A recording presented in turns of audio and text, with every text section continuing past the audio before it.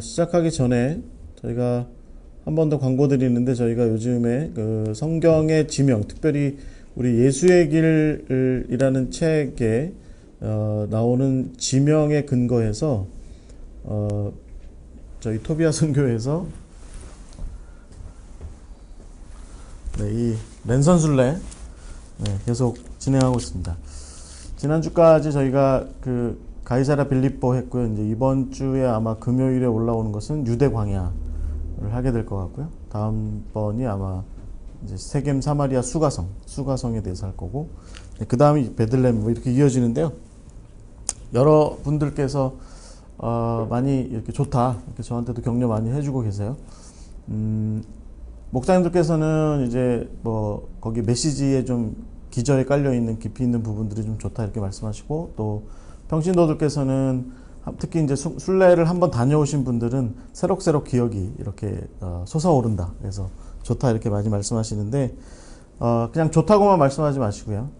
구독과 좋아요, 알림 버튼들 설정해 주시고, 주변에 많이 알려주셔서 저희 랜선순례가 좀 많이 알려지고, 또 특히 저희 토비아 선교회와 그 다음에 우리 샬롬 교회가 좀 여러분들에게 많이 많이 알려져서, 저희들의 이 특별히 성서 지리와 역사, 이것을 배경으로 해서 하는 말씀 사역에 또 한국 교회의 보탬이 되고자 하는 이 의도에 많이 힘을 좀 실어주셨으면 감사하겠습니다.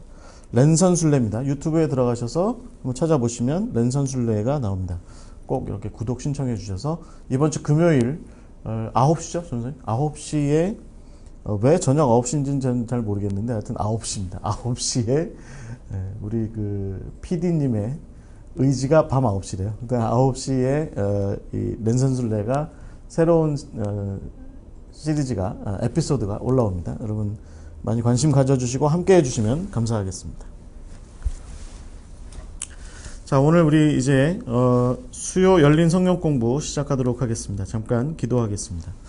주님의 은혜를 감사드립니다. 주님께서 오늘 우리가 바이러스가 이렇게 유행하고 또 많은 이들이 그로 인하여서 고통당하고 있는 이 삶의 현실, 이 사회의 현실, 역사의 현실 한복판에서 우리가 주의 말씀 묵상할 수 있도록 인도하심을 감사드립니다. 주님, 우리가 예레미야를 통해서 또 선지자들을, 예언자들을 통해서 주께서 그들에게 위탁하신 말씀의 그 참 의미, 그 사역의 참 의미를 잘 깨달아 알게 하시고, 그 시대 그들에게만 그렇게 주님께서 당신의 말씀을 위탁하신 것이 아니라 오늘 우리에게도 동일한 사역의 그 부르심을 우리에게 허락하고 계심을 우리가 분명히 알게 하시고, 이 시대에 주의 부름받은 자들로서 시대를 향하여서, 세상을 향하여서 마땅히 세워두어야 할 우리의 모습을 분명히 분별하여 알게 하여 주시옵소서. 함께 이렇게 나누는 시간 성령께서 동행하여 주시고 주님의 은혜를 더하여 주시고 귀한 은혜와 또 은혜의 나눔 시간 될 수 있도록 인도하여 주시옵소서. 예수 그리스도의 이름으로 기도하옵나이다. 아멘. 지난주에 저희가 그 예레미야 함께 했습니다. 예레미야가 이제 분량이 많아서 제가 이거를 사실은 한 주 만에 끝내려고 하다가 포기하고, 솔직히 저의 능력의 한계를 고백하고 2주로 나누어서 함께 나눴습니다. 그런데 사실은 이제 예레미야에 관해서 우리가 나누고자 하는 이야기의 중심 핵심은 지난주에 다 사실은 얘기한 것 같아요.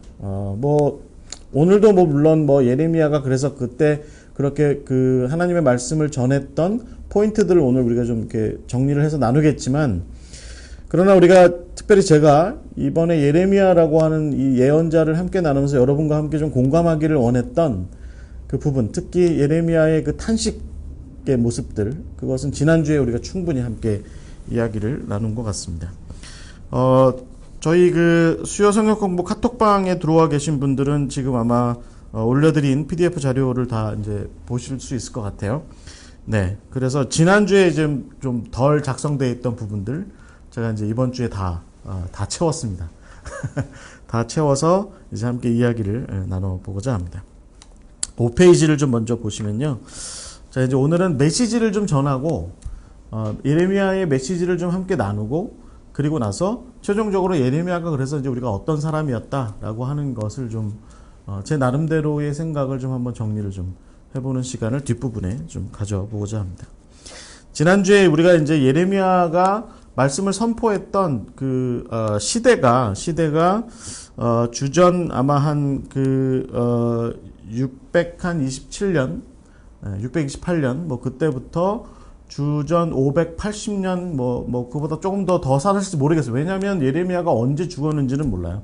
그래서 그 한 50년 정도의 어간에 예레미야가 사역을 했을 거다. 그래서 아마 그 예레미야 1장에 예레미야가 내가 아직 어립니다 라고 얘기했던 것에 우리가 복합적인 중의적인 의미가 있겠지만, 그러나 그가 젊어서 아마 부름 받았을 테고, 그래서 아마 한 7, 80대까지 아마 그렇게 사역을 하다가 이집트에서, 그러니까 애굽에서 이렇게 죽지 않았을까 이렇게 생각해 봅니다.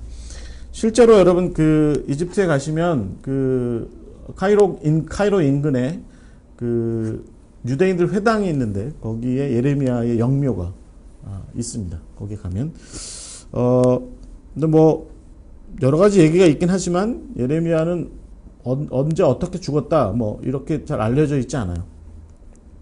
이사야는 뭐 지난번에 제가 한번 말씀드렸죠. 그런데 예레미야는 그게 좀 분명하지 않은데, 그러나 이 50년 정도의 그 예레미야의 사역의 이 시기가 말하자면 남유다 입장에서는 굉장히 격동의 시기였고, 그리고 결국에는 패망과 멸망, 그래서 이제 완전히 흩어져 버리는 그런 상황으로 치달아갔던 그런 시점에서 예언을 한 것이다. 네. 그러니 여러분 이게 뭐 사실은 쉽지 않았을 시점이에요. 네. 그러니까 뭐 목사님들도 그런 얘기 하잖아요. 뭐 이렇게 요즘처럼 특히나 이제 시절이 하수상하고 네, 경제적으로 정말 막 어려워지고 나라에서 백성들에게 구제금융을 하겠다고 정말 그 대한민국 초유의 사건이 이렇게 일어나고 있는 이런 와중에 우리가 어떤 메시지, 어떤 하나님의 말씀을 전해야 하는가 참 곤혹스럽고 고민스러운 그런 부분이 있죠. 뭐 잘 되면 하나님께서 우리에게 복을 주셨어요. 아멘 할렐루야.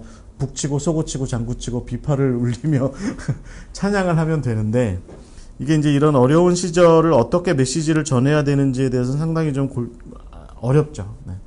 어찌됐든 여러분 그 예레미야의 핵심 메시지는 예레미야서 1장 10절이에요. 내가 그것들을 뽑고 파괴하며 파멸하고 넘어뜨리며 건설하고 심게 했다. 이 메시지인 거죠. 내가 그것들을 뽑고 파괴하며 파멸하고 넘어뜨리고 건설하고 심게 했다. 이것이 바로 예레미야의 아주 핵심적인 메시지입니다. 그러니까 멸망을 선언한 겁니다. 뭐 이웃나라, 원수나라, 무슨 뭐 어떤 대적의 나라를 대적을 무너뜨리겠다고 한 게 아니라 하나님께서 지금 당신의 백성들, 당신이 구원하고 당신이 세우시고 당신이 키우시고 당신이 먹이시고 당신이 재우시고 당신이 자라게 하신 그 하나님의 당신의 백성들을 지금 뽑고 파괴하고 파멸하고 넘어뜨리며 건설해서 새로 심겠다. 이렇게 지금 이야기하고 있는 거죠. 네. 쉽지 않은 그런 메시지를 지금 예레미야가 또 쉽지 않은 시대에 그렇게 전하고 있습니다.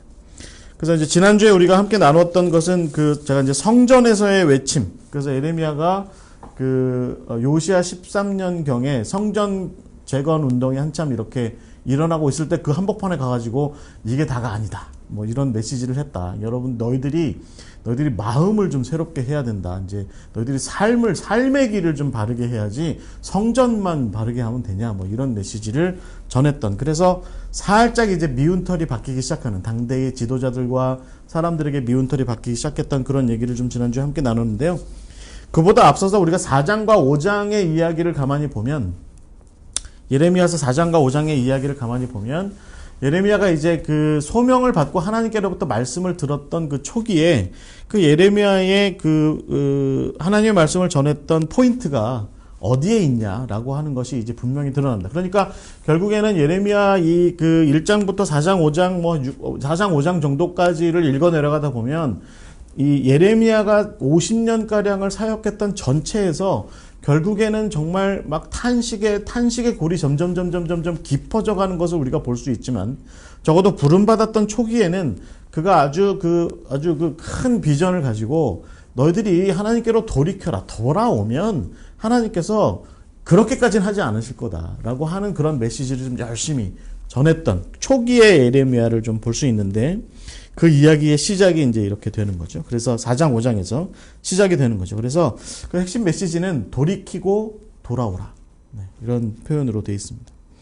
여러분, 그 예레미야가 이제 1장에서 그 부름 받죠. 부름 받고 나서 이 사람이 사역을 시작하면서 그 예레미야가 이제 굉장히 잘 썼던 표현 중에 하나가 뭐냐면 여호와의 말씀이 내게 임하셨다. 내가 여호와의 말씀을 대언하는 거다. 그 예언이라고 하는 것이 바로 그런 거죠. 그래서 미리 본다 이런 의미가 아니라 미리 본 것을 말한다. 예언이 그런 의미가 아니라 그 예금할 때 예자, 그렇죠? 예금할 때 예탁하고 예금할 때 그 예자를 써서 하나님께서 위탁하신 그 말씀을 선포하는 사람. 이게 이제 예언자가 되는 거죠. 지금 그래서 이제 그 예언자의 그 전형적인 모습을 보여주고 있는데, 이제 그 예레미야는 거기에서 이제 분명히 얘기하는 거죠. 너희들이 그 요시야 왕을 중심으로 해서 성전을 개혁하는 거 좋은데, 성전을 중심으로 뭔가를 좀 새롭게 하려고 하는 거 좋은데, 중요한 것은 그 개혁의 고삐가 너희들의 그 마음으로부터도 온전히 좀 당겨져야 한다. 지금 그 이야기를 하고 있는 겁니다. 그러니까 성전 회복과 중건도 중요하지만 백성들의 각자의 그 마음, 그 삶이 함께 더불어서 온전한 회복을 이루어야 하나님께서 기뻐하시는 온전한 회복이 되는 거다. 이제 우리가 지난주에도 성전 메시지에서 이제 그런 얘기는 좀 했죠. 그래서 하나님께서 지금 그 이야기를 예레미야에게 이거를 지금 너는 좀 가서 전해라 라고 하는 그런 말씀을 하고 계시는 겁니다. 예레미야가 결국은 하나님께로부터 받은 말씀 가운데서 중요하게 생각했던 포인트는 뭐냐면 결국은 출애굽 시절에 처음 출애굽했을 때의 그 모습이에요.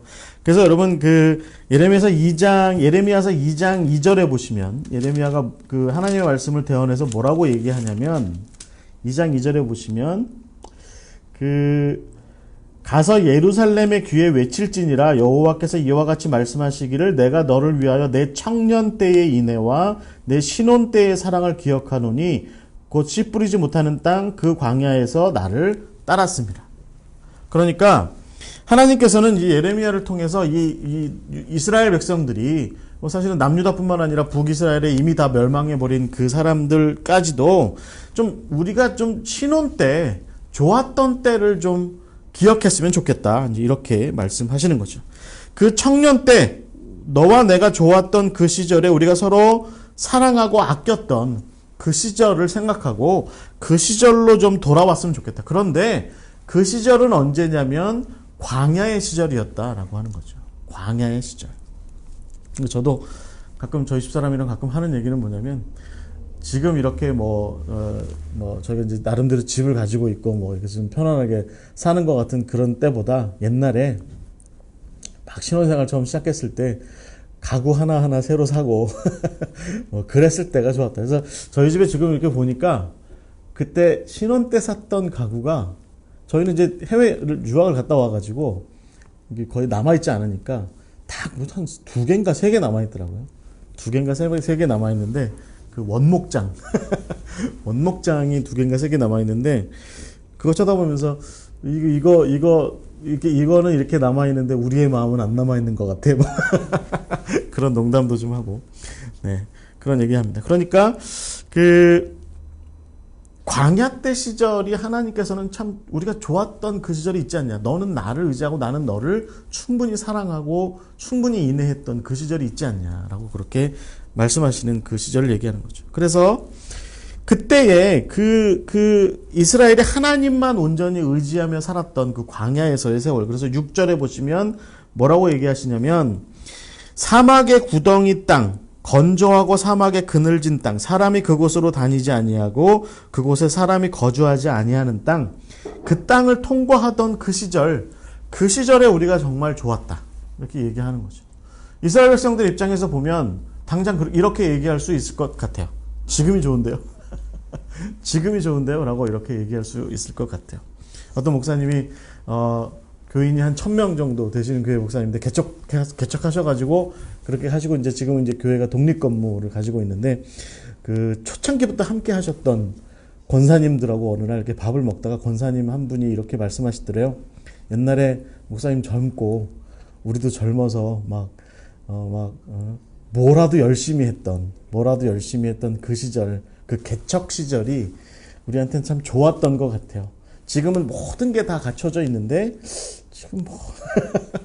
지금은 좀 별로인 것 같아. 뭐 이렇게 권사님 이렇게 말씀하시는데 목사님 그 얘기를 들으면서 그래도 이렇게 우리 건물 갖고 있고 우리 나름대로 정착하고 자리 잡고 있는 이 시절이 좋지라고 얘기했지만 돌이켜서 가만히 생각해 보니까 그 시절에 정말 뭣도 모르고 그렇게 열정을 부렸지만 그러나 정말 열정 하나로 성도들이 한 마음이 돼가지고 최선을 다했던 그런 시절이 좋았던 것 같다. 이런 얘기를 좀 하시는 걸 제가 얘기를 들었습니다. 아마도 하나님께서 지금 예레미야를 통해서 그 시절을 얘기하는 것 같아요. 그러니까 지금은 굉장히 풍족하지만 결국에는 지금의 이스라엘의 모습은 2장 8절에서 나오는 것처럼 결국은 그 바알의 이름, 다른 주인들, 다른 신들을 섬기는 그런 삶으로 나아가고, 그렇다고 하나님에 대한 신앙을 버린 것도 아니고, 그리고 바알만 쫓아가는 것도 아니고, 그러니까 이게 지금 어정쩡한 상황으로 지금 이 남유다 백성들이, 제사장들과 여러 선지자들과 또 뭐 여러 지도자들이 그런 모습으로 살아가고 있는 것이죠.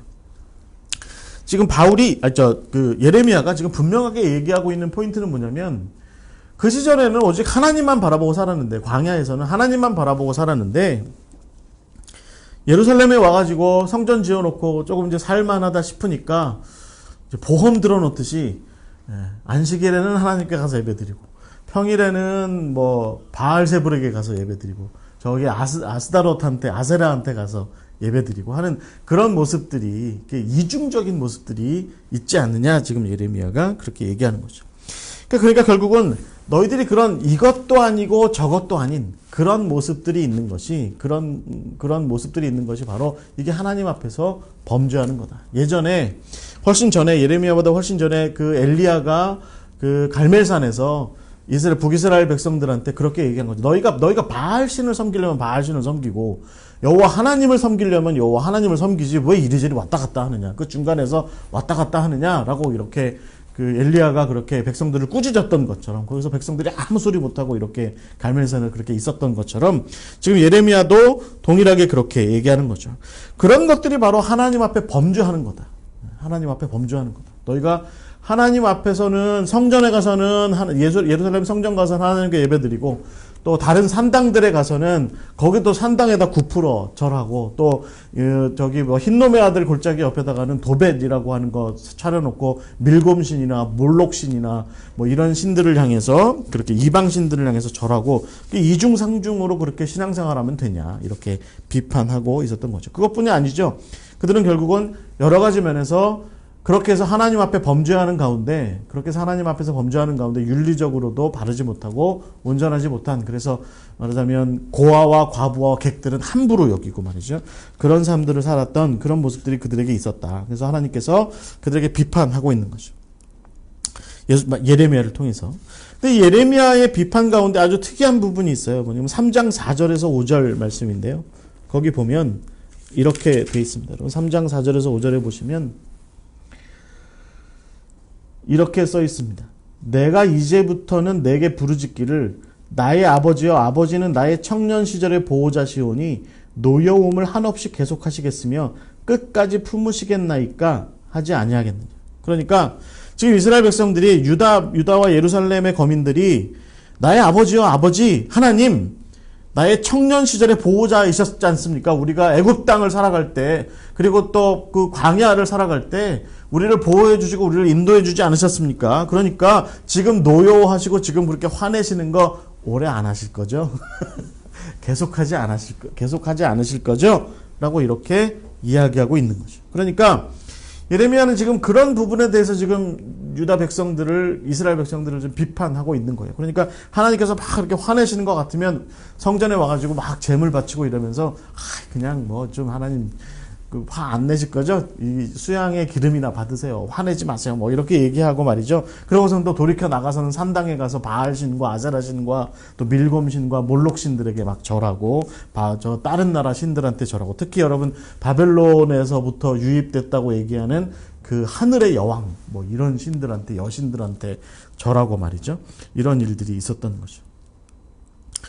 이때 당시에 그 종교적인 행태를 이렇게 이야기를 들어본 것 중에 제가 흥미로웠던 게 뭐냐면, 하나님은 이렇게 딱 권위적이고 가부장적인 남자신으로 이렇게 비춰지잖아요. 그렇죠? 오늘날에는 뭐 우리가 뭐 만약에 하나님을 남성이라고 얘기하면 여성 신학자들이 아마 가방에서 들고 일어나실 텐데 이때만 해도 이제 그 하나님의 여호와 하나님의 모습이 이제 이런 그 남성적인 모습으로 많이 비춰지니까 여성신, 그러니까 어머니 같은 신을 좀 많이 필요로 했나 봐요. 그래서 아마 아세라 신, 뭐 아스다롯 뭐 이런 신들도 필요했고, 바벨론으로부터 유입됐던 그 말하자면 그 뭐 하늘의 여왕 뭐 이제 이렇게 불렸던 예레미야에도 나중에 예레미야 40장 이후에도 나오는 그런 신들에게 그런 절도 하고 뭐 숭배도 하고 그런 모습들이 있었던 게 이 좀 음양의 균형, 신론에 있어서의 음양의 균형 뭐 이런 것들을 좀 맞추고 싶었던 그런 사람들이 좀 그런 모습들이 있었던 거죠. 그러니까 이스라엘 사람들도 아마 이제 주변 나라들은 다 남신도 있고 여신도 있는데 왜 우리만 남자신만 있는 거야? 뭐 이런 생각을 했던 모양이죠. 그러니까 이제 어찌됐든 예레미야가 결국에는 2장 13절과 18절에서 결국은 그렇게 얘기해요. 너네들이 결국에는 터질 것 같은 그런 뚝을 쌓아놓고 그렇게 물을 가둬놓고 이 물이 우리에게 생명수야. 뭐 이제 이런 식으로 얘기한다든지 저기 애굽이나 어디 뭐 아수르 같은 데 가서 살 길을 찾는다든지 이런 일들을 하는 그런 행동을 해서 하나님을 멀리하고 있다. 그러면서도 지금 성전 짓고 성전 중수하고 요시야 왕이 그렇게 하고 있으니까 저도 거기 동참할게요. 뭐 이렇게 하는 그런 모습인 거죠. 여러분 이게 바로 하나님께서 예레미야 시절에 특히 요시야 왕 13년 시절에 남유다와 예루살렘에 있었던 사람들에게 대해서 지금 야 너네 그렇게 하면 안 돼. 하나님께 온전히 돌아와야 돼. 라고 이렇게 얘기하고 있는 겁니다. 핵심이 뭐예요 여러분? 결국에는 두 신을 섬기고 있는 거죠. 저나 여러분이나 사실은 우리도 예수님께서 마태복음 5장에서 말씀하신 두 마음이 있죠. 여기 교회에 이렇게 앉아 있으면 하나님 도와주세요, 살려주세요 이렇게 얘기하다가도 저 세상 나가면 은행신이여 도와주시옵소서 뭐 이렇게 해서 양쪽을 다 하는 거죠. 그래서 제 친구 집사가 표현한 아주 훌륭한 표현 중에 하나가 뭐냐면 보험 들어놓고 좋잖아 뭐 이렇게 얘기했던 그런 모습들이 이스라엘 이때 당시에 남유다와 예루살렘의 사람들에게 있었던 것이고 사실은 이런 모습은 오늘 우리에게도 있는 것입니다. 그래서 여러분 3장 12절에 보시면 하나님께서 뭐라고 말씀하세요? 돌아와라. 배역한 이스라엘아 돌아와라. 히브리어로 슈브라고 이렇게 얘기하죠. 돌이켜라. 돌아와라. 이렇게 요청하고 계신 겁니다. 그래서 하나님께서는 예레미야를 통해서 지금 확실하게 보여주고 계시는 메시지의 핵심은 뭐냐면 당신의 백성들을 고치시고 당신의 백성들이 돌아오기를 간절히 바라신다라고 하는 겁니다. 그래서 여러분 우리 함께 좀 한번 읽어보실까요? 4장 1절부터 2절 말씀에 이렇게 되어 있습니다. 4장 1절부터 2절 말씀에 보시면 여호와께서 이르시되 이스라엘아 내가 돌아오려거든 내게로 돌아오라. 내가 만일 나의 목전에서 가증한 것을 버리고 내가 흔들리지 아니하며 진실과 정의와 공의로 여호와의 삶을 두고 맹세하면 나라들이 나로 말미암아 스스로 복을 빌며 나로 말미암아 자랑하게 될 것이다. 이렇게 얘기합니다. 그래서 내게로 돌아와라. 돌아오려거든 내게로 돌아와라. 그런데 어떻게 돌아오냐면 이 4장 1절에서 2절 말씀에서 얘기하는 것처럼 가증한 것을 버리고 하나님 앞에서 가증한 것들을 버리고 마음에 흔들림이 없이 이리저리 왔다 갔다 하지 말고 그리고 진실과 정의와 공의의 삶. 그러니까 하나님이 계신 곳, 하나님께서 임재하여 계신 곳을 중심으로 다른 산당이 아니라 하나님을 중심으로 살아가되 마음을 다해서 살아가고 그런 흔들리지 않고 살아가고 그런 가운데 하나님 중심으로 한 공평과 정의가 있는 정의와 공의가 있는 그 삶으로 살아가야 한다. 그 길로 돌아와야 한다. 지금 이렇게 얘기하고 계신 거죠. 하나님께서 말씀하고 계신 거죠. 결국에 예레미야가 얘기하고자 하는 것에서 가장 중요한 건 뭐냐면 여러분 이 3절과 4절 말씀에서 4장 3절과 4절 말씀에서 또 잘 나타나 있습니다. 뭐라고 기록되어 있냐면 여호와께서 유다와 예루살렘 사람에게 이같이 이르노라. 너희 묵은 땅을 갈고 가시덤불에 파종하지 말라. 그러니까 묵어서 굳어버린 땅들을 좀 기경해야 된다라고 하는 거예요.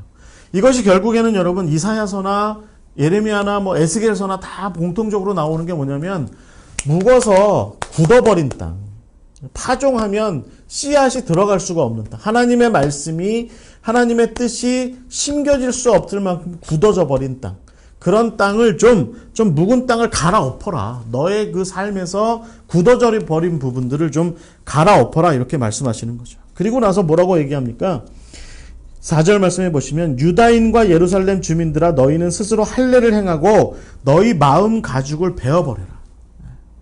그 잘못된 부분들을 좀 베어버려라. 좀 벗어버려라. 이렇게 말씀하신 거죠.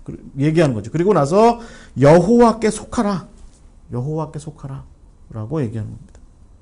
그래서 여러분 예레미야가 특히 3장과 4장에서 그러니까 예언의 초기에 하나님께로부터 어떤 하나님의 뜻과 의지를 분명하게 새겨 듣고 이제 이스라엘 백성들을 향해서 복음을 전하려고 할 때 분명하게 품고 있었던 마음이 뭐냐면 말하자면 비전으로 보자면 옛날 출애굽 때 하나님과 그 신혼생활처럼 동행했던 그 광야 때의 그 모습으로 돌아가야 한다.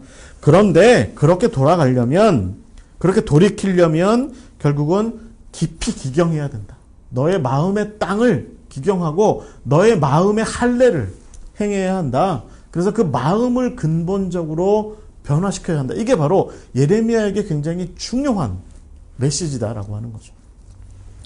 여러분 이걸 우리가 잘 봐야 돼요. 결국에는 이게 예레미야가 바로 이 돌아와라라고 얘기를 할 때 돌아와라라고 얘기할 때 예루살렘과 성전을 염두에 두고 있지 않다는 것을 우리가 잘 기억해야 합니다. 예레미야는 예루살렘으로 돌아와라, 시온으로 돌아와라, 성전으로 돌아와라 이렇게 얘기하지 않습니다. 하나님께로 돌아오고 그 하나님께로 돌이키기 위해서 너희 마음 자체를 좀 새롭게 해라 라고 이렇게 이야기하고 있다는 것이죠. 돌이킴의 핵심은 우리의 마음이고 우리의 삶이다 라고 하는 거죠. 우리의 마음과 우리의 삶을 온전히 새롭게 하지 않으면 결국은 우리는 하나님께 온전히 돌아간 것이 아니다. 이것을 바로 예레미야는 분명히 밝히고 있다라는 것입니다.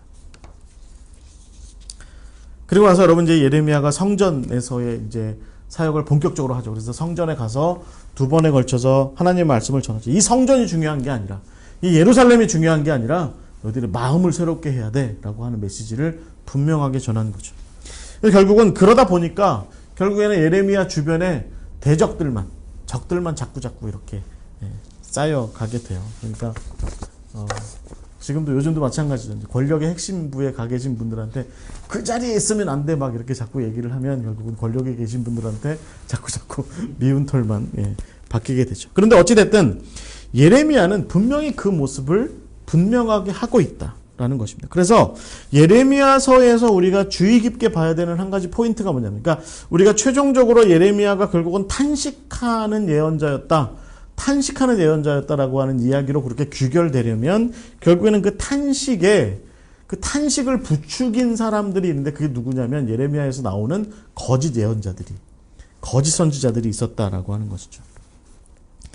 이 사람들은 예레미야와 분명히 구분되는 부분이 있었어요. 그 7페이지에 제가 이제 했는데 이 예레미야서에 나오는 거짓 선지자와 예레미야의 차이가 분명하게 있습니다. 그게 뭐냐면 예레미야는 파괴를 얘기하고 현실의 어떤 부정적인 모습들 그걸 얘기하면서 예루살렘 성전이 파괴될 거다.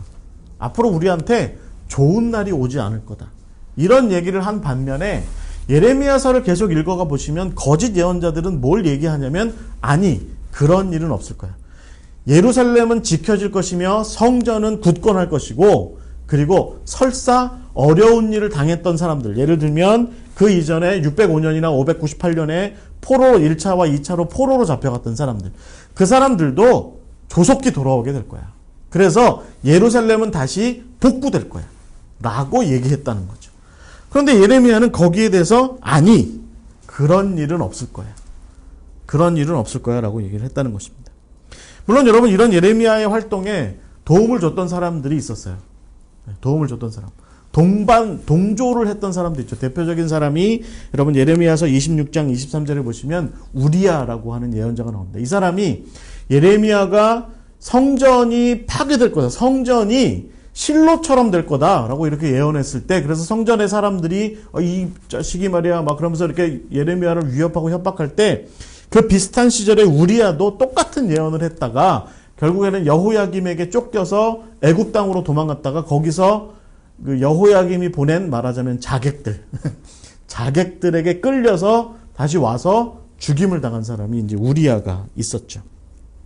뭐 예레미야 사역을 동조했던 대표적인 사람들은 누구냐면 사반 가문입니다.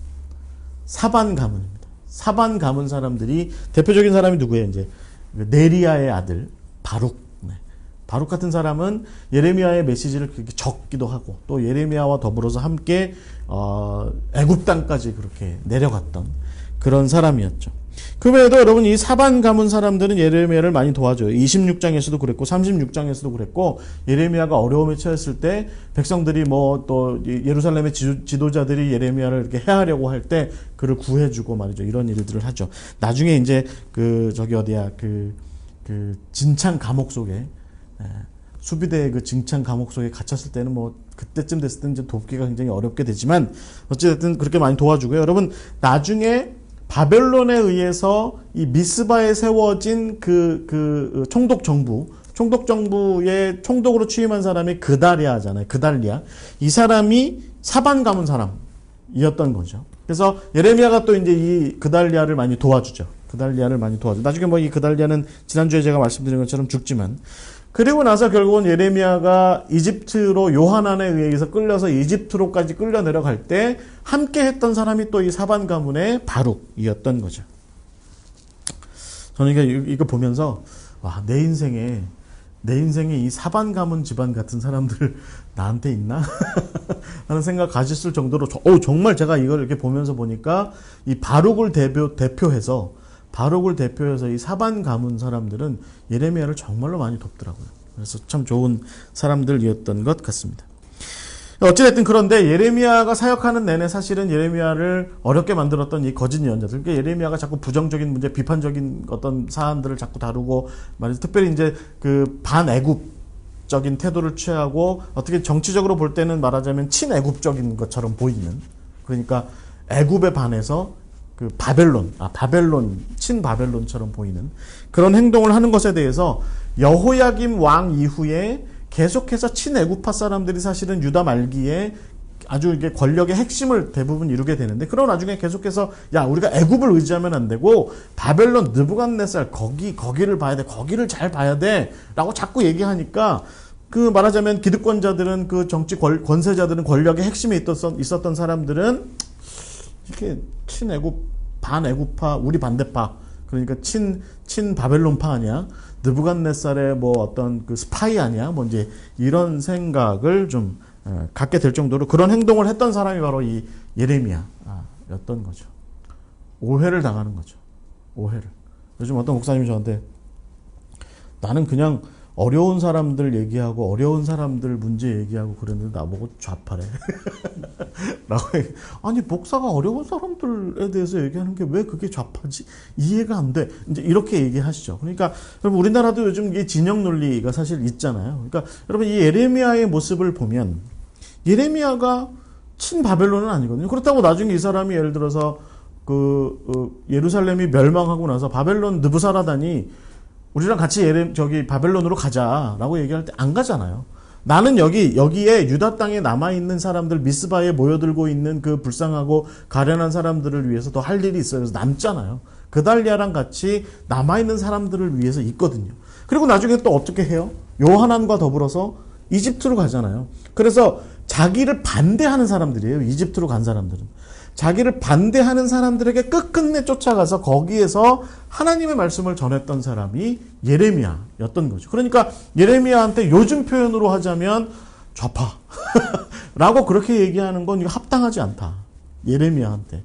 예레미야는 하나님의 편에 섰던 사람이었던 거죠. 그리고 하나님께서 지금 애굽의 손을 들어주고 계신 것이 아니라 애굽의 느고의 손을, 애굽의 어떤 그 다른 왕의 손을 들어준 것, 바로의 손을 들어준 것이 아니라 바벨론의 느부갓네살의 손을 들어주고 잠시 그를 지금 도구로 사용하고 계신다. 그걸 하나님의 안목에서 분명하게 알고 있었던 사람이 바로 예레미야였던 거죠. 그러니까 결국은 그가 겪게 되는 모든 어려움의 핵심에는 바로 이런 대립, 결국에는 정치적인 문제에서의 대립각이 있습니다. 그 현실이 있습니다. 현실적인 부분이 분명하게 있어요. 그래서 이 문제에서 결국에는 이 문제에서 이 예레미야는 끊임없이 오해당하고 끊임없이 고통당하고 끊임없이 결국 감옥에도 갇히고 하게 되는 그런 일들을 겪게 된 거죠. 여러분, 대표적인 일들이 어디 있었겠습니까? 대표적으로 여러분 그 27장에 보시면 예레미야가 이제 시드기야 왕 때, 예레미야 27장에 보시면 한번 나중에 쭉 한번 읽어보시면 시드기야 왕 때 시드기야가 이제 그 느부갓네살이 지난주에 제가 잠깐 말씀드렸지만 동생이 반란을 일으켜요, 본국에서. 그래서 상황이 이제 좋지 않으니까 본국으로 돌아가서 반란을 진압하고 이제 우리가 잘 알고 있는 사드락과 메삭과 아벳느고의 그 우상숭배 사건. 그래서 이 사람들이 풀무불에 들어가게 되는 그 사건이 그때 일어나게 되거든요. 그러니까 그 무슨 얘기겠습니까? 느부갓네살은 국내 정치를 좀 안정화시키느라고 바빠요. 느부갓네살 자체는. 바벨론 본국의 문제를 해결하느라고.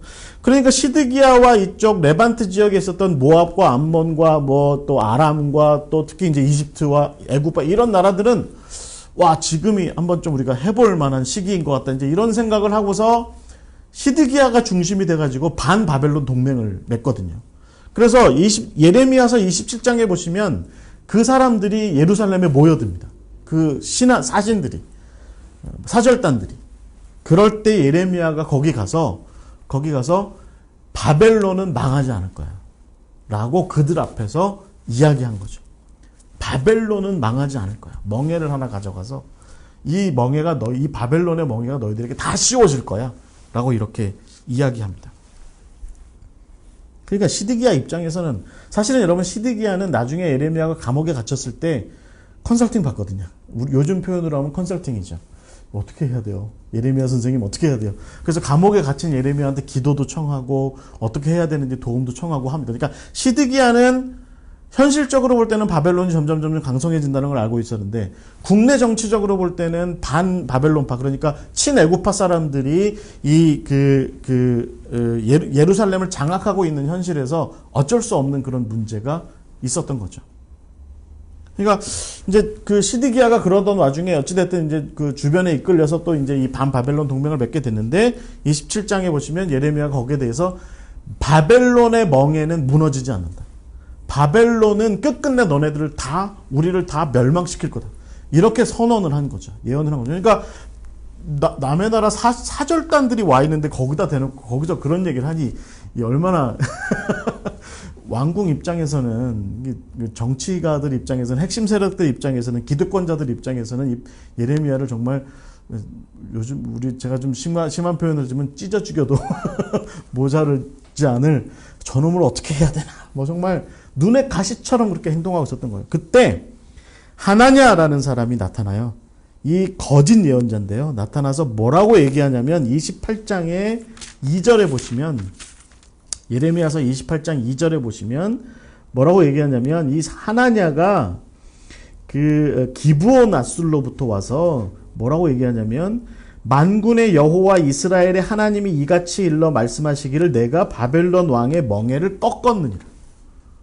하나님께서 나한테는 이렇게 말씀하셨다. 그러니까 야, 너 예레미야, 너한테는 그렇게 말하는, 하나님께서 그렇게 말씀하셨는지 모르겠지만 다 그거 네가 거짓 예언자야. 나한테는 하나님께서 뭐라고 말씀하셨냐면 바벨론의 멍에를 내가 꺾었다 라고 나한테 그렇게 말씀하셨다.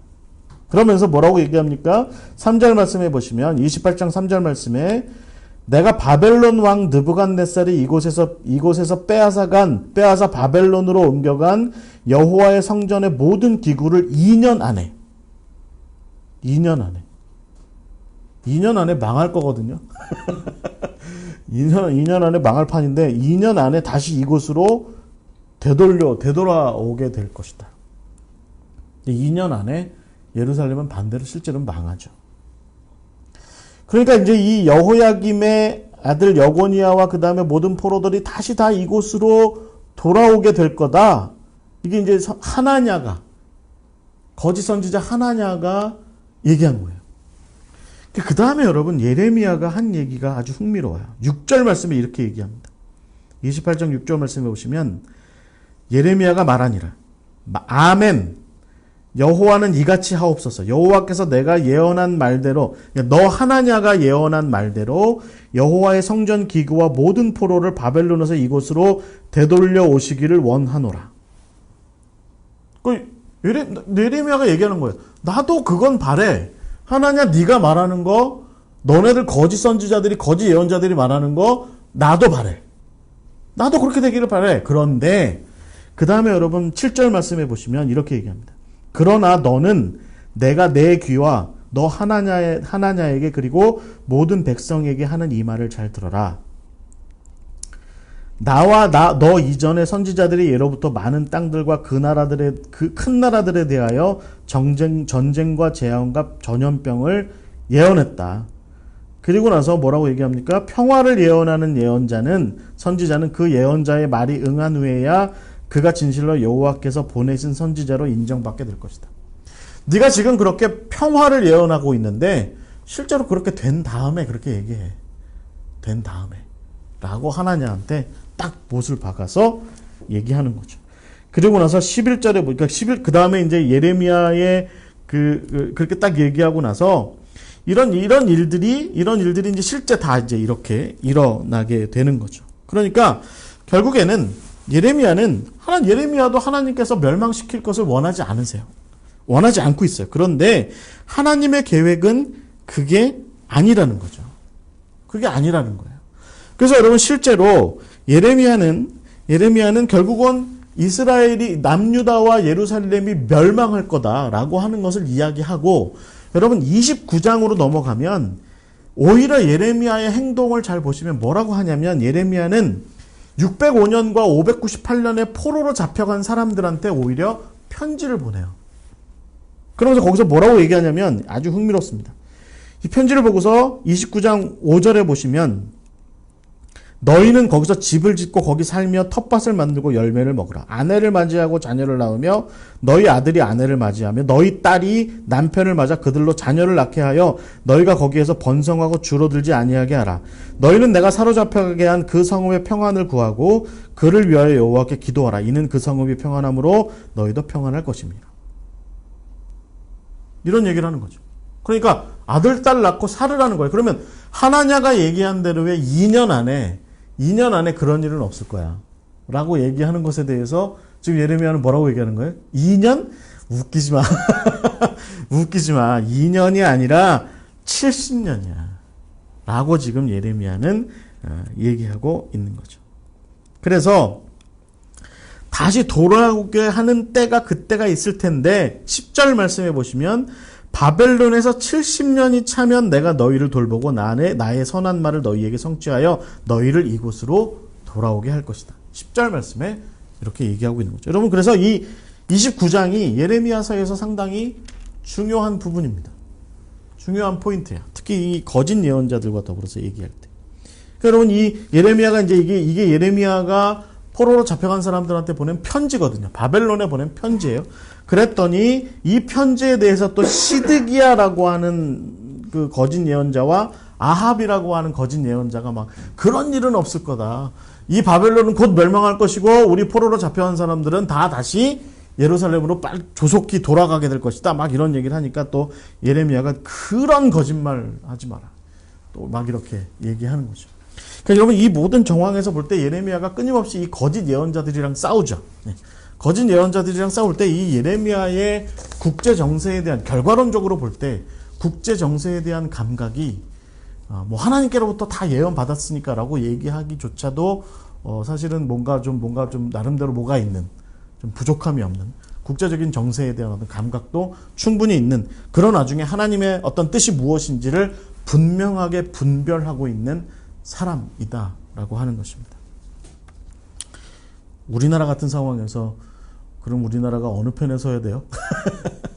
라고 물으면 어느 편이 애굽이고 어느 편이 바벨론일까요? 우리나라 같이 이렇게 낀 나라의 상황에서 대양 세력과 대륙 세력 사이에 이 한반도가 끼어 있는 상황에서 우리는 도대체 어느 편에 서는 것이 합당할까요? 쉽지 않습니다. 제가 뭐 거기에 대해서 해안을 갖고 있어서 이렇게 하는 것이 아니라 쉽지 않습니다. 하지만 우리가 예레미야에게서 분명히 배울 수 있는 어떤 태도가 있다라고 하는 것이죠. 그리고 제가 다 오늘 충분히 다 이야기하진 않지만 성경에서 면면이 흘러내려오는 애굽에 대한 어떤 저항의식, 애굽에 대한 저항의식을 비추어서 한번 좀 이렇게 살펴볼 필요가 있다. 그래서 우리가 이 시대에 그러면 우리의 분별은, 예레미야적 분별은 도대체 무엇일까를 한번 이 거짓 예언자들과의 사이에서 한 번쯤 생각해 볼 수 있을 만한 그런 대목인 것 같습니다. 그리고 이제 마지막으로 예레미야가 선포하는 메시지의 한 가지 그런 핵심은 뭐냐면, 예레미야의 그 예언에는 결국에는 어떤 필연적인 결과가 있다라고 하는 거죠. 그 필연적인 결과는 뭐냐면, 그 1장 10절에 얘기하는 것처럼 파괴하고 파멸하여 넘어뜨리고 건설하고 심을 것이다라고 얘기할 때, 파괴하고 파멸하고 넘어뜨리는 것이 예레미야의 예언의 끝이 아니라, 예레미야의 예언의 끝은 건설하고 심을 것, 그러니까 다시 건설하고 다시 심을 것이다. 그 1장 10절에 나와 있는 그것이 핵심이라는 겁니다. 그리고 그것이 필연적인 결과, 끝이다라고 하는 거죠. 그러니까 예레미야의 예언에서의 핵심은 지금 예레미야와 그 당대 백성들이 겪고 있는 바벨론에 의한, 느부갓네살에 의한 파괴와 파멸이 끝이 아니라 그 이후에 애프터메스, 그러니까 그 이후에 하나님께서 하실 일, 그 70년의 세월과 더불어서, 그리고 그 마지막에 하나님께서 하실 일, 그래서 다시 복귀시키실 일에 대한 그 기대, 그 희망, 그것을 지금 이야기하는 것이 예레미야서의 예언의 어떤 결과적인, 그 최종적인 맥락이다라고 하는 것이죠. 하나님께서는 결국 그 70년의 기간이 다 차면, 그래서 그 70년이라는 세월이 7이라는 숫자가 가지고 있는 어떤 성경에서의 의미하는 완전 숫자라고 하는 그런 의미에서도 우리가 충분히 알 수 있는 것처럼, 하나님께서는 당신의 백성들을 70년의 세월을 통해서 다시 회복시키시고 다시 온전하게 하실 것이다라는 것이죠.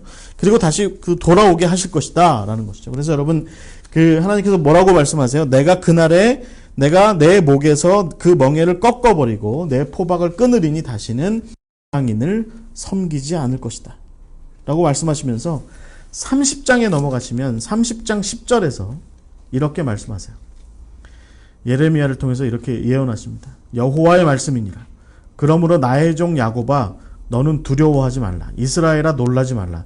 내가 너를 먼 곳으로부터 구원하고 내 자손을 잡혀가 있는 땅에서 구원하리니 야곱이 돌아와서 태평과 안락을 누릴 것이며 두렵게 할 자가 없으리라 라고 이렇게 이야기합니다. 그러니까 하나님께서는 결국은 뿌리 뽑고 파멸시키는 것이 결론이 아니라 그들을 다시 세우고 그들을 다시 건설하시는 그것이 하나님의 최종적인 어떤 결과적인 목적이다라는 것이죠. 그래서 하나님의 백성으로 다시 세워가시는 것, 그것이 하나님의 목적이다라는 것입니다. 그래서 11장 우리가 다시 한번 생각해 봐야 되는 게 뭐냐면 11장 4절에서 예레미야가 한 표현이에요. 이렇게 표현합니다. 예레미야서 11장 4절에 보시면 이렇게 합니다. 이 언약은 내가 너희 조상들을 쇠풀무 애굽 땅에서 이끌어내던 날에 그들에게 명령한 것이다. 곧 내가 이르기를 너희는 내 목소리를 순종하고 나의 모든 명령을 따라 행하라. 그리하면 너희는 내 백성이 되겠고 나는 너희의 하나님이 되리라. 그러니까 70년의 세월 동안을 마치 옛날에 이스라엘 백성들이 애굽 땅에서 그리고 광야에서 40년 동안, 그래서 합해서 440년을 그렇게 세월을 보낸 동안에 그들이 온전한 하나님의 백성으로 회복되고 나서야 결국은 가나안으로 들어오게 된 것처럼 너희들도 그때의 그 애굽에서 광야에서 벌이신 하나님의 그 뜻에 따라서 순종하게 되면, 하나님의 말씀 따라 온전하게 되게 되면, 그렇게 되면 너희들도 다시 하나님의 백성으로 회복될 것이다 라고 하는 그 이야기를 분명하게 지금 예레미야는 하고 있는 것이죠. 이것이 바로 예레미야의 예언의 결론이라고 얘기할 수 있는 겁니다.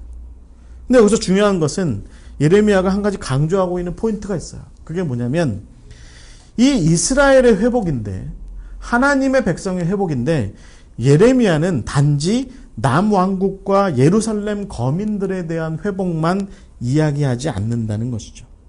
31장 20절에 보시면 31장 20절에 보시면 이렇게 표현되어 있습니다.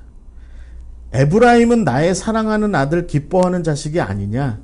내가 그를 책망하여 말할 때마다 깊이 생각하노라. 그러므로 그를 위하여 내 창자가 들끓으니 내가 반드시 그를 불쌍히 여기리라. 여호와의 말씀입니다.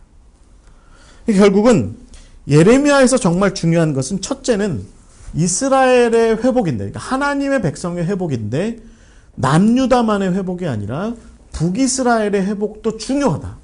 에브라임의 회복도 사마리아의 회복도 갈릴리의 회복도 다 중요하다. 이것을 지금 예레미야는 강조하고 있는 거죠. 근데 우리가 사실은 여러분 어떻게 생각하세요? 에스라, 느헤미야, 또 역대기서 이렇게 넘어가다 보면 뭔가 좀 반쪽짜리 같은 그런 느낌을 갖게 되죠. 물론 에스라, 느헤미야를 잘 읽어 내려가면서 하나님께서 당신의 백성들을 그렇게 회복의 시작을 하셨다. 회복의 시작을 하셨다라고 하는 것을 볼 수는 있지만 우리가 에스라, 느헤미야를 읽어 내려가면서 그것이 최종 완결편은 아니다. 최종 완결편은 아니다라고 하는 것을 우리는 좀 주의 깊게 봐야 될 것 같아요. 어떻게 보면 예수님께서 오히려 마태복음에서 내가 온전히 12제자를 세움으로 말미암아서 12제자로 상징되는 12지파로 상징되는 12제자를 세우셨던 모습이, 그래서 그 12제자를 통해서 온 땅에 당신의 복음을, 십자가 복음을 증거하신 그 일을 통해서 이루시는 것이 오히려 어떻게 보면 온전한 이스라엘 하나님의 백성의 회복, 그렇게 얘기할 수 있겠다.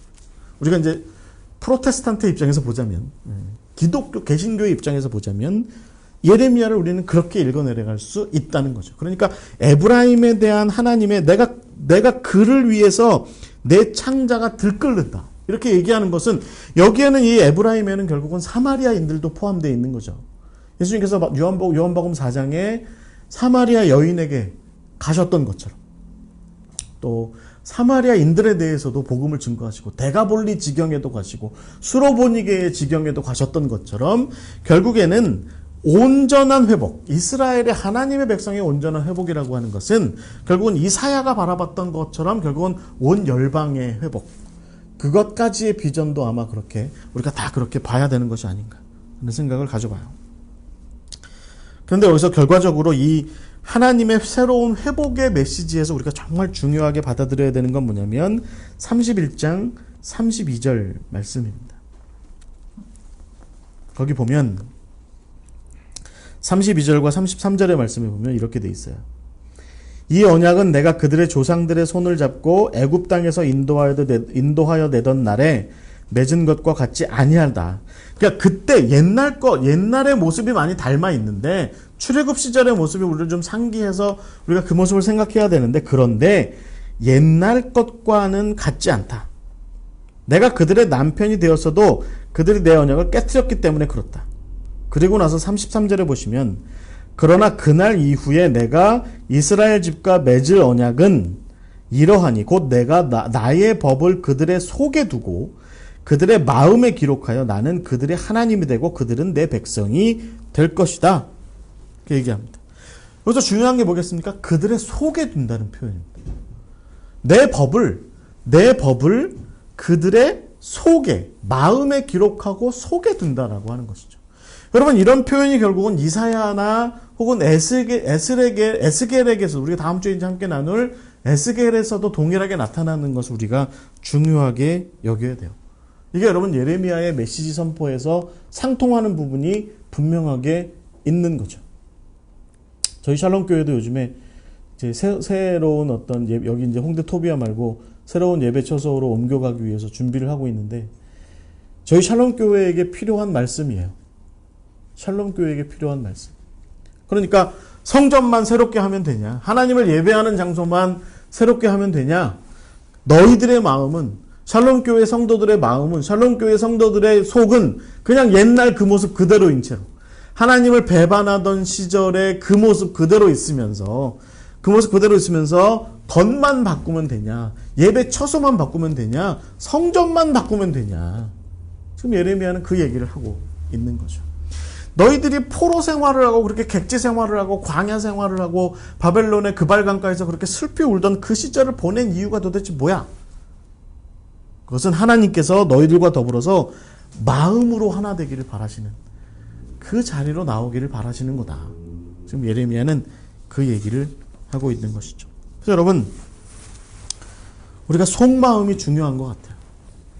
속마음. 예레미야가 전하는 메시지에서 정말 중요한 핵심은 저는 이렇게 봐요. 첫 번째는 하나님께서 여러분 진노하고 계세요. 지금 우리 삶 가운데 하나님의 진노의 칼날이 드리워져 있다고 생각하세요? 그러면 만약에 하나님께서 여러분이 내가 하나님의 자녀라고 생각된다고 한다면, 그런데도 불구하고 내 코앞에 지금 하나님의 진노의 칼날이 드리워져 있고 내가 하나님의 지금 진노를 입고 있는 그런 상황이라고 한다면 우리가 한 가지 분명하게 기억할 일이 있어요. 그게 뭐냐면 그게 끝이 아니라는 거죠. 하나님께서 우리를 뽑고 파괴시키는 것까지 하셨다고 해서 하나님과 우리의 자녀됨의, 부모 자녀됨의 관계에서 그것이 끝이 아님을 우리가 분명히 알아야 돼요. 중요한 건 뭐겠습니까? 우리가 마음으로 돌이키는 거죠.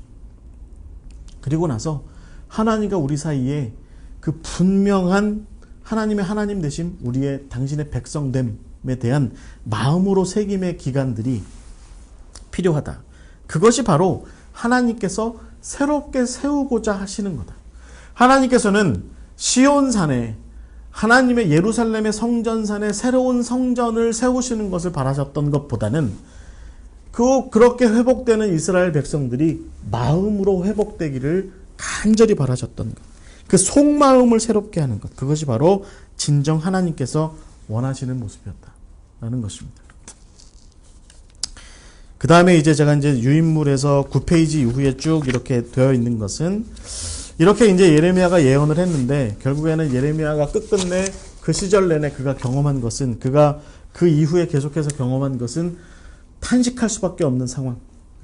탄식할 수밖에 없는. 그러니까 이스라엘 백성들이, 그 유다와 예루살렘의 거민들이, 그 백성들이 끝끝내 돌이키지 않고 돌아오지 않아서 결국은 하나님께로 돌아오지 못해서 결국은 징계당하고 파멸되고 뿌리 뽑히게 되고 하는 그런 일들을 겪게 되는 그런 상황 가운데에서 예레미야는 제가 지난주에도 말씀드린 것처럼 마치 고래 싸움에 새우등 터지는 격으로 그렇게 사이에 끼어서 힘들다 어렵다 그렇게 예언자로서의 삶을 보냈던 것이 바로 이 예레미야의 모습이다라고 하는 것이죠.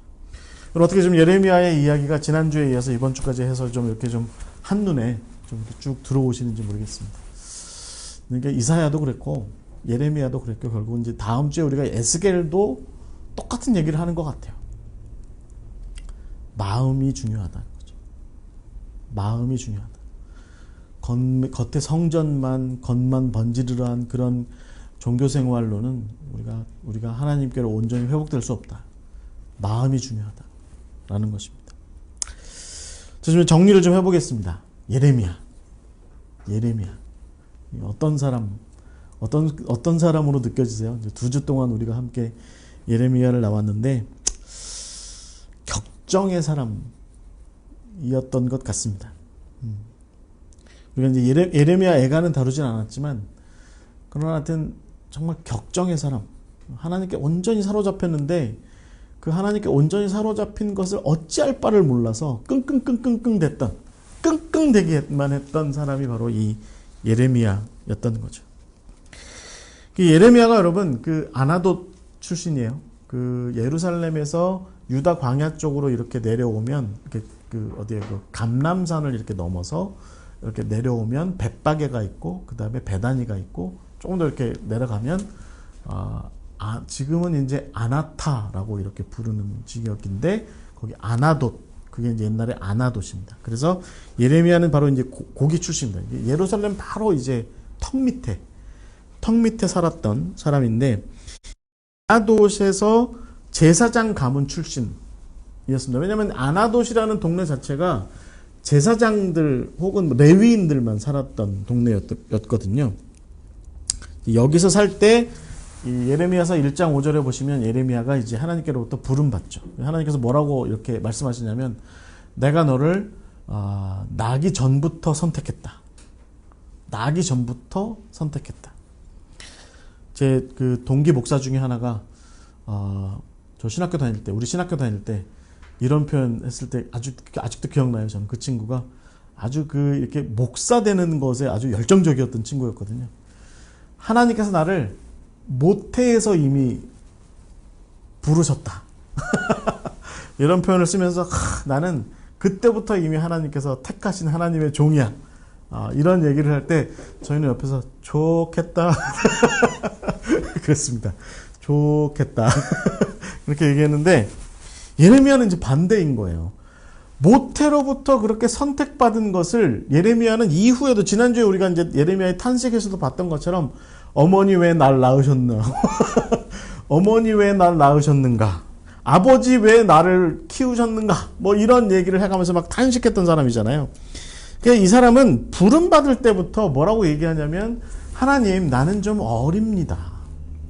이게 실제로 예레미야가 어려서 나이가 어려서 그랬을 수도 있지만 그 여러 가지 의미가 좀 우리가 좀 생각해 볼 수 있어요. 그러니까 그 여러분 그 훈민정음에 보면 그 백성들이 이루고자 할 바가 있어도 제 뜻을 실업하지 못할 사람이 많았다라고 얘기할 때 그때 그 어린 백성이라는 이렇게 표현 나오잖아요. 그 어린 백성이라는 게 뭐예요? 그 어리다라고 하는 게 어리석다라고 하는 거하고도 맥이 통한다고 이렇게 보통 얘기하는데 여기서 사실 이게 어리다라고 하는 것이 여러 가지 의미가 있는 거죠. 실제로 예레미야가 어려서 저는 아직 철딱서니가 없는데요. 뭐 이렇게 얘기할 수도 있었고 반대로 또 예레미야의 출신 성분 때문에 그럴 수도 있고 예레미야의 어떤 그 아나돗이라고 하는 동네 출신 때문에 이렇게 얘기했을 수도 있다라고 하는 거죠.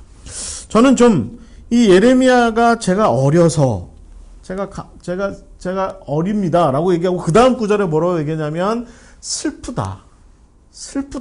내가 이런 소명을 받다니 슬프다라고 얘기하는 그 맥락에서 이 어리다와 슬프다를 같이 놓고 보면 결국은 그가 출신 성분 때문에 어려워하고 있음에 대해서 아마 충분히 그 얘기를 좀 담아내고 있는 것이 아니냐. 말하자면 아나돗 출신인 것이. 아나돗. 그럼 아나돗이 도대체 어떤 곳이길래 좀 생각을 해볼 수 있을 것 같아요. 아나돗은 이 여호수아서 21장 18절에 보시면 또 역대상 6장 60절에 보시면 처음 이제 출애굽해서 가나안에 들어가서 땅을 나눌 때 그 베냐민 지파의 땅입니다. 베냐민 지파의 땅인데 그 각 지파의 땅 가운데 몇몇의 그 마을과 성읍을 레위인들한테 할당해서 주죠. 그래서 고앗 자손들이 베냐민 지파 사람들을 위한 그 땅에 들어가서 살게 됩니다. 그래서 이들이 차지한 마을이 어디냐면 이 아나돗이었다는 거죠. 그래서 원래 레위인들이 살고 있었던 곳이죠. 근데 이 아나돗이 유명하게 된 것이 언제냐면 나중에 솔로몬 때. 이 이야기를 좀 하려면 이런 얘기부터 먼저 해야 돼요. 그러니까 이제 솔로몬의 아버지 다윗이 헤브론을 넘어서 온 이스라엘의 왕이 되었을 때 그 성전을 담당하는 이제 제사장을 두 사람을 같이 세워요. 하나는 아비아달이고 하나가 사독이에요. 공동 제사장을 세우거든요. 근데 이 그 가운데 이 아비아달이 어떤 사람이냐면 이전에 그 다윗이 이제 사울한테 쫓겨다닐 때 노비라는 곳에 가서 거기에 성막이 있었는데 실로가 아닌 노베 성막이 있었는데 거기 숨어 들어가서 왜 거기 그 진설병을 먹잖아요. 그때 그걸 줬던 사람이 아히멜렉이라는 사람인데 이 사람이 이제 같은 이 아비아달과 같은 제사장 그룹에 있었던 사람이었던 거죠. 여러분 잘 아시는 것처럼 이 일 때문에 사울이 노베에 있던 제사장 70명을 죽여버리잖아요. 그래서 사실은 이 노베에 있던 제사장들이 다 이제 말하자면 크게 기가 꺾이게 되는 일이 있는데 이 노베에 있던 이 사람들이 어떤 사람들이냐면 원래 엘리 제사장 가문의 실로에 있었던 제사장 그룹들이었다는 거죠. 실로. 그러니까 실로에서 엘리의 가문이 이렇게 제사장 사역을 할 때 그 실로를 중심으로 세력을 갖고 있었던 사람들인데 우리가 잘 아는 사건이 있죠. 홈리와 비나스가 블레셋이랑 싸울 때 법궤 들고 가지고 싸워서 법궤를 뺏기게 되죠. 그래서 실로가 크게 무너집니다. 엘리는 뭐 그 자리에서 목이 꺾여서 죽고. 그래서 엘리 가문이 크게 무너지고 실로가 거의 유명무실하게 돼요. 그래서 이 성막이 어디로 옮겨가냐면 노브로 옮겨갑니다. 노브로 옮겨가서 지금 우리가 이제 얘기 나눴던 그 얘기를 겪게 되는 거예요. 그러고 와서 이제 나중에 다윗이 왕이 된 다음에 이제 노베 제사장 중에 살아남은 사람 중에 이 아비아달을 데려다가 대제사장으로 자리를 주게 되는 거예요. 이제 혼자 맡기지 않고 사독이랑 같이 주게 되는 거예요. 근데 나중에 다윗의 아들 중에 이제 아도니아와 솔로몬이 서로 왕위 경쟁을 하죠. 그러다가 누가 져요? 아도니아가 지게 되죠. 그런데 이때 두 제사장이, 대제사장 두 사람이, 사독은 솔로몬을 지지하고 아비아달은 이 아도니아를 지지합니다. 그래서 나중에 솔로몬이 어떻게 하냐면 아비아달을 실각시킵니다. 그러니까 숙청하죠. 숙청해서 어디로 보내냐면, 그 사람과 그 가문을 다 어디로 보내냐면 아나돗으로 보내요. 예. 그 이야기가 이제 이 성경의 열왕기상에 나오게 되는 거죠. 그러니까 여러분, 이 아나돗이 어떤 곳이겠습니까? 솔로몬에 의해서 축출된 패가망신했다. 하여튼 멸문하다시피 한 집안의 그 제사장 집안이 아나돗에 와서 쓸쓸히 살았던 그 집안이 바로 이 아나돗에 있었고, 아마도 이 예레미야는 그 집안 출신이 아니었겠느냐, 그 집안 출신이 아니었겠느냐라고 하는 상상을, 이제 추측을 이제 그렇게 해볼 수 있게 돼요. 그러니까 당연히 마음으로는 어떤 생각이 있겠어요? 좀 예루살렘 권력에 대한, 또 특히 예루살렘 성전 권력에 대한 저항의식이 어느 정도는 있을 수 있습니다. 있을 수 있어요. 그런데 티냈다가는 큰일 경을 칠 수도 있는, 항상 이 예루살렘 턱 밑에 아나돗이 있기 때문에 언제든지 죽임당할 수도 있는 그런 상황에 있었던 것이 바로 이제 이 아나돗 사람들이었던 거죠. 그러니까 여러분, 나중에 예레미야가 왜 이렇게 성전에서 이제 막 얘기할 때, 성전에서 하나님 말씀 선포할 때 누가 제일 먼저 반대해요? 아나돗 사람들이 와서 우리가 너 때문에 해를 당할까 두렵다 라고 하는 얘기를 하잖아요. 바로 이런 이유 때문에 그런 거거든요. 그러고 나서 예레미야가 그럼에도 불구하고 이 예언 활동을 멈추지 않으니까 아나돗 사람들이 나중에 어떻게 합니까? 예레미야를 죽이려고 하죠. 왜 죽여요? 아나돗 사람들이 예루살렘 사람들하고 친해서?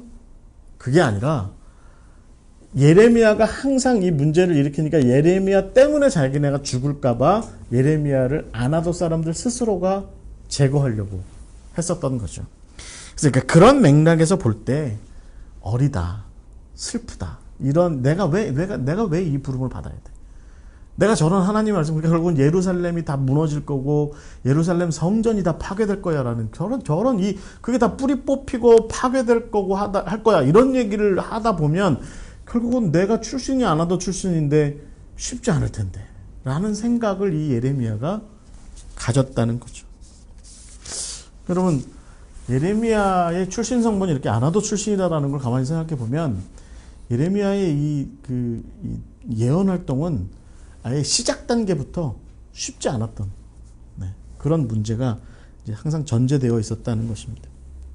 그래서 결국은 이제 우리가 지난 2주 동안 계속해서 살펴봤던 것처럼 예레미야는 결국은 끝끝내 당대의 사람들, 그러니까 하나님의 말씀이 선포되는 사람들을 그 대상 족족 모든 사람들에게서 배척당하고 조롱당하고 하는 그런 일들을 예레미야는 평생 겪게 되죠. 아나돗 사람들한테 여러분 그런 일 겪었죠. 또 성전 사람들한테 죽임당한, 우리아는 죽었고 예레미야는 사반 집안 사람들 때문에 무사히 도망칠 수 있게 되고, 또 그런 일 있죠. 또 여러분 토기장이한테서 그릇 가져다가 흰놈의 아들 골짜기에다 던지면서 예루살렘이 이렇게 될 거야, 예루살렘 성전이 저 아래 도배처럼 될 거야, 막 이런 얘기 했다가 성전 사람들한테 끌려가서 어떻게 돼요? 이렇게 하루 종일 목이 이렇게 묶여가지고 사람들에게 조롱거리가 되고 하는 그런 일들 겪게 되죠. 또 여러분, 시드기야 왕 때쯤 됐을 때는 어떤 일 겪게 돼요? 친 바벨론 패라고 오해받고 감옥에 갇히게 되고, 그 감옥에 갇힌 채로 예루살렘이 멸망하는 걸 보게 되는 거죠. 그리고 나서 나중에 좀 느부사라단이, 그러니까 바벨론의 장군 느부사라단이 우리랑 같이 바벨론으로 가자, 그러면 아마 느부갓네살 왕이 당신은 굉장히 귀하게 대접해 줄 거다, 이제 이런 얘기 했을 때 그렇게 안 하죠. 그리고 나서 결국은 또 애국까지 끌려가서 애굽에서도 결국은 애굽에 있는 유대인들한테 말하자면 반대되는 그런 말들을 계속했던 사람이 바로 이 예레미야였습니다. 그러니까 그는 하나님의 부르심을 받은 이래 평생을 그가 살았던 세상과는 반대되는 삶을 살았던 그런 사람이었던 거죠. 마지막 순간에도 그는 하나님의 말씀에 서 있었지 당대 사람들이 흐르는 그 시류, 그 흐름 속에 자기를 편승시키지 않았다. 그것이 바로 예레미야였다. 우리가 이제 이렇게 예레미야의 인생을 이렇게 정의해 볼 수 있을 것 같아요. 평생 반골로 사는 사람들 있죠. 우리 표현으로 하면 평생 청개구리로 일어나 그러면 앉아. 밥 먹자 그러면 물 먹고 놀자 그러면 공부하자 그러면 놀고. 네. 이런 행동을 하는 경우가 있는데 사람들 다 싫어하잖아요. 안 좋아하죠. 네. 근데 그런 삶을 예레미야가 살았다는 거죠. 네. 그렇다고 결국은 그게 자기 하고 싶은 대로 그렇게 한 것이 아니라 하나님께서 그렇게 하라고 하셔서 하나님의 말씀을 그렇게 대언하라고 하셔서 그렇게 그런 어떤 자기 이 어떤 모습을 세상과 반대되는 모습으로 그렇게 살아갈 수밖에 없었다. 그래서 결국은 그것 때문에 힘들었고 그것 때문에 어려웠고 그것 때문에 고통스러웠던 사람. 우리가 지난주에 함께 나누었던 것처럼 그런 예레미야의 삶에 대해서 하나님께서 그러면 그렇게 과히 그렇게 동정적이셨냐, 위로를 많이 해주셨냐. 엘리야는 차라리 여러분 기억하시죠? 엘리야는 차라리 3년 동안 까마귀가 가져다주는 떡이라도 얻어먹고 또 40주야 동안 이렇게 먹고 먹이시고 재우시고 하는 그런 어떤 그 치유의 시간, 회복의 시간을 주기라도 하셨죠. 근데 여러분 예레미야는 어때요? 보면 하나님께서 그런 여지를 주지 않으세요. 그죠? 엘리야랑 굉장히 비교돼요. 엘리야도 결국은 여러분 그 열왕기상의 19장에 보시면 어떻게 돼요? 죽겠습니다 제가. 이제 됐사오니 저의 목숨을 좀 거두어가 주십시오. 이렇게 얘기할 때 하나님께서 예레미야한테 하듯이 그렇게 안 하시잖아요. 시끄러 빨리 일어나도 더해 이렇게 하지 않으시고 그래 자라 쉬어라 먹어라.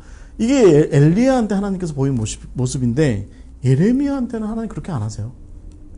지난주에 우리가 함께 나누었던 것처럼 네가 요만큼 걷고서 네가 이만큼 뛰고서 힘들어하면 말이랑 달릴 때는 어떻게 할래? 네가 100m 뛰고 이렇게 힘들어하면 42.19km 뛰고 나서는 어떻게 할래?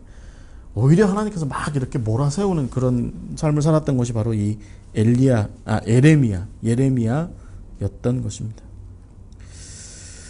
참 어려웠던 삶을 살았던 것인데 좀 정리를 좀 해보면 저 1시간 만에 끝낸다고 했는데 정리를 좀 해보자면 이렇습니다. 결국 저는 이런 예레미야를 보면 이런 생각을 좀 가져봐요. 하나님의 앞에 서서 하나님의 말씀을 들고 서서 자기 입장이라고 하는 것을 분명하게 세운 사람, 그가 바로 예레미야였다는 것이죠. 2페이지에 보시면 제가 그렇게 좀 정리를 해봤습니다.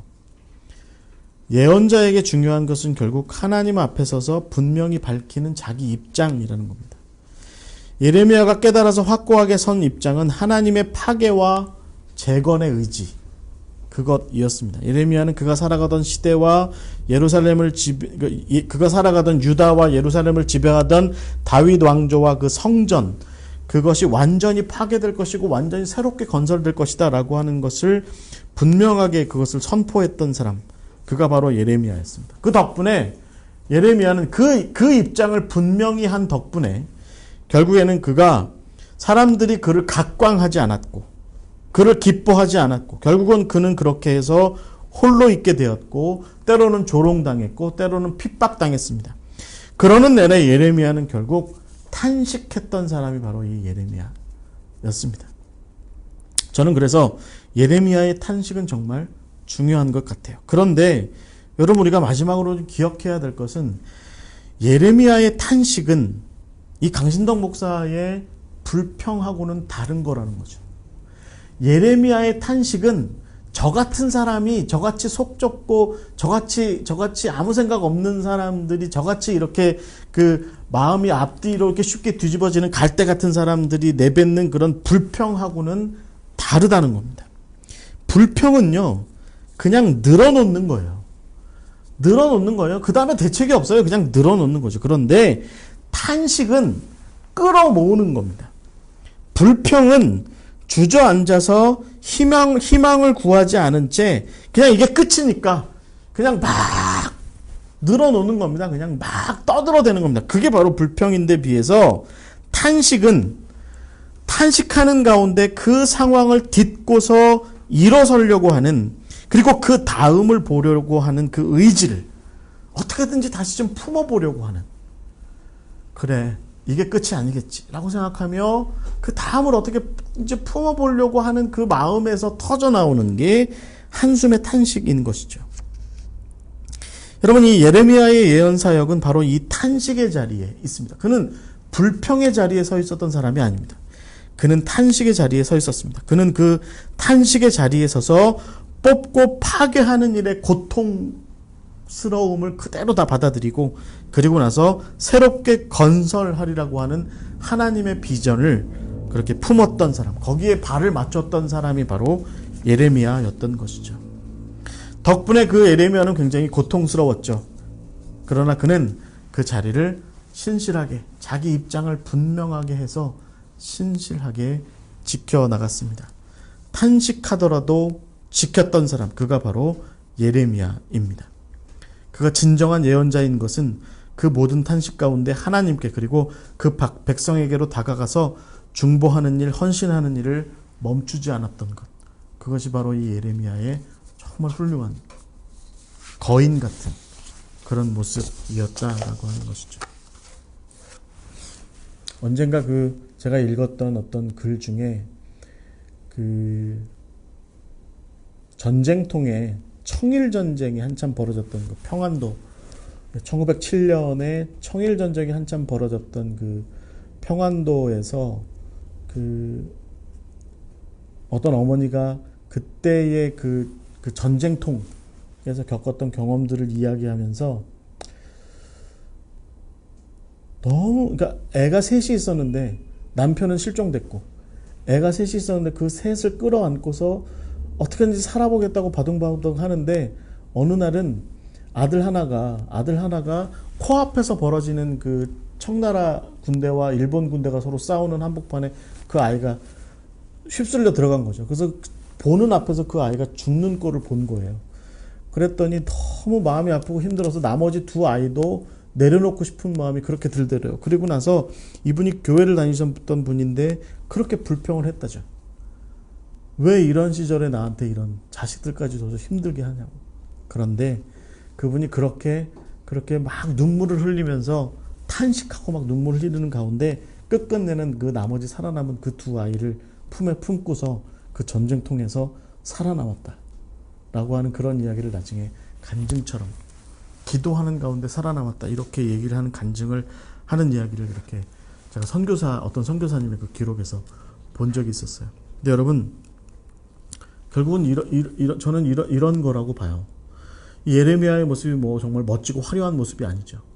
이 예레미야의 모습은 그렇다고 백성들이 뭐 자기를 도와주는 것도 아니고, 뭐 누가 나를 열심히 도와주는 것도 아닌데, 그런 와중에 하나님께서 자기에게 맡겨준 그 일을 최선을 다해서 감당하는 겁니다. 그런 가운데 탄식은 멈출 수는 없었던 거예요. 탄식은 호소하고, 하나님 이거 정말 어떻게 해야 돼 막 그렇게 하고 하는 그런 모습을 멈출 수 없었어요. 그럼에도 불구하고 탄식을 끝으로 맺지 않고, 그래서 탄식을 불평으로 이어가지 않고 탄식 가운데에서도 그 다음에 마땅히 그가 지키고 행해야 될 그 길을 찾아갔던 사람, 그래서 결국은 애굽까지 갔던 사람, 그가 바로 예레미야였던 것입니다. 우리에게 오늘 맡겨진 현실이, 특별히 신앙인으로서, 믿음의 사람으로서, 그렇게 믿는 부모로서, 믿는 어른으로서, 믿는 선배로서, 믿는 목회자로서, 믿는 지도자로서, 믿는 하나님의 사람으로서 우리에게 맡겨진 이 현실을 가만히 쳐다보면, 저더러 이걸 다 어떻게 하라고요, 이걸 저더러 뭘 어떻게 하라고요 라고 하는 그런 탄식이 터져 나올 만합니다. 특히 요즘 같은 시절엔. 그렇지만 그 탄식 가운데에서 딛고 일어서는 것이 우리가 예레미야에게서 배울 수 있는 또 지혜고 또 교훈이 아닌가 하는 생각을 마지막으로 가져봅니다. 그래도 10분 일찍 끝내도록 하겠습니다. 이렇게 해서 오늘 우리가 이제 예레미야를 다 함께 나눴고요. 네, 2주간에 걸쳐서 예레미야를 함께 나눴고, 다음 주에 이제 에스겔 함께 나누겠습니다. 욕심은 에스겔을 한 주간에 끝내겠다라고 하는 욕심입니다. 그런데 만약에 잘 되지 않으면 한 주 동안 제가 잘 준비하다가 잘 안 되면 역시 또 뭐 편안한 마음으로 2주로 나누어서 그렇게 진행하도록 하겠습니다. 다음 주에 우리가 에스겔 이야기를 함께 나누는 것으로 함께 다시 만나도록 하겠습니다. 같이 기도하고 마치겠습니다. 하나님 감사합니다. 오늘 우리가 예레미야를 배웠습니다. 주님, 예레미야가 주어진 모든 상황, 그 현실 속에서 탄식하는 가운데, 그럼에도 불구하고 탄식 가운데에서 불평으로 이어가지 않고 그 모든 것에 대한 포기하는 것으로 이어가지 않고 하나님께서 주신 그 사명의 자리를 굳건하게 지키고 백성들에게 하나님의 말씀을 증거하고 선포하는 일, 돌이키고자 하는 일에 열심을 다하기를, 최선을 다하기를 끝까지 그렇게 다했던 것처럼 주님, 우리도 예레미야의 길을 본받게 하여 주시옵소서. 우리 삶 가운데 주어진 그 모든 사명들, 그 모든 것들 감당해 나아가는데 아무리 어렵고 힘들더라도 주님, 외면하지 않고 피하지 않고 예레미야처럼 꿋꿋이 잘 이어나갈 수 있도록 주여 인도하시고, 그런 가운데 탄식이 터져 나오더라도 그것을 기도로 바꾸고 탄식을 기도로, 탄식을 희망의 기도로 바꾸어 나가는 우리가 될 수 있도록 주여 인도하여 주시옵소서. 오늘 우리에게 주어진 삶, 주께서 이 고통 어린 삶, 이 어려운 삶, 이 하루하루를 주님께서 붙들어 주시고 인도하시며 그런 가운데 우리에게 맡겨진 사명 온전히 잘 감당하며 나아갈 수 있도록 주께서 우리에게 구름기둥 불기둥 되어 주실 줄 믿고 살아계시고 역사하시는 예수 그리스도의 이름으로 기도하옵나이다. 아멘.